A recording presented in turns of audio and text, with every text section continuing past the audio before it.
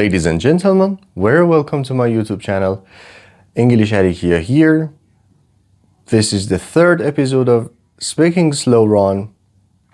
Today, we're going to talk about introduction. So stay with me. خیلی خوش اومدین بچه‌ها به یوتیوب من انگلیش الیکیا. من کارم آموزش زبانه و اینکه امروز قراره راجع به معرفی صحبت کنیم. معرفی خودمون. چون میدونین اکثر جاها شما وقتی میرین کار میخواین پیدا کنین برای خودتون یا میخواین خودتون پرزنت کنین، حالا هر شرکتی باشه، هر اداره‌ای باشه،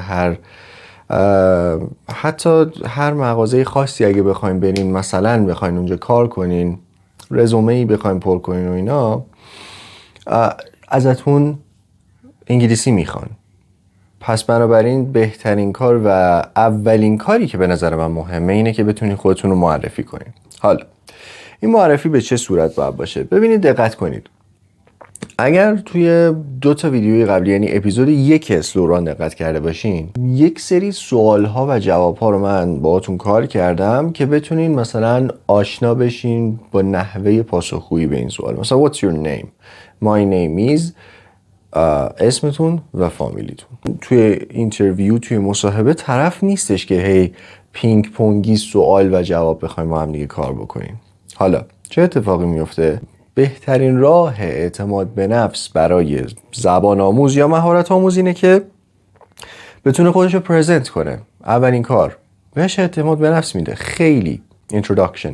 The very first question that most of the interviewers ask the interviewee که شما باشین، پس interviewer کسیه که مصاحبه میکنه، interviewee کسیه که مصاحبه میده. میدونی چی میگم؟ So, this is the question. Could you please introduce yourself? Whether you are a teacher, student, or a candidate for a job. من همیشه میگم بهتره اینجوری شروع کنین که اسمتون، فامیلیتون، سنتون، شغلتون، میزان تحصیلاتتون یا بک‌گراند استادیتون، مثلا جایی که زندگی میکنین، جایی که به دنیا اومدین، در مورد خانواده‌ای که توش هستین، مثلا گزینه آخرتون هم میشه interest یا علاقتون. پس name, age, job, background of study, family and interest. These are the things that you can talk about. Let me give you a little information about a person whose name is Jack. Let's go introduce Jack. The interviewer asks Jack this question. Could you please introduce yourself? Jack would reply, "Thank you for giving me this opportunity. My name is Jack Grealish. I am 25 years old. I'm a football player. I have studied human science at the school.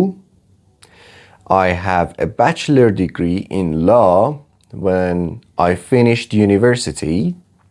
I live in this town." حالا به جای این this town شما میتونین اسم شهر رو بذارین. There are 5 of us in our family. I have 1 sister and 1 brother.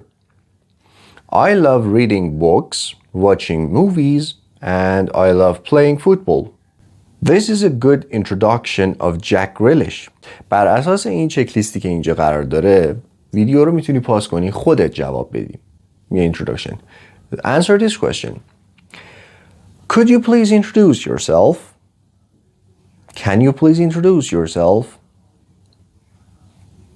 میدونید فرق کن با کود اینه که کود یه خورده مؤدبانه تره. خب بنابراین این ویدیو اسلوران تقدیمتون میشه اپیزود 3 و اینکه توی این ویدیو ما یاد گرفتیم چجوری خودمون رو معرفی کنیم. حالا اگر سوالی داری میتونی ازم بپرسی. پیج اینستاگرام هم حتما نگاه بکن. آپدیت های جدید و زیادی در راهه. Thank you for watching this video. Have fun. Bye.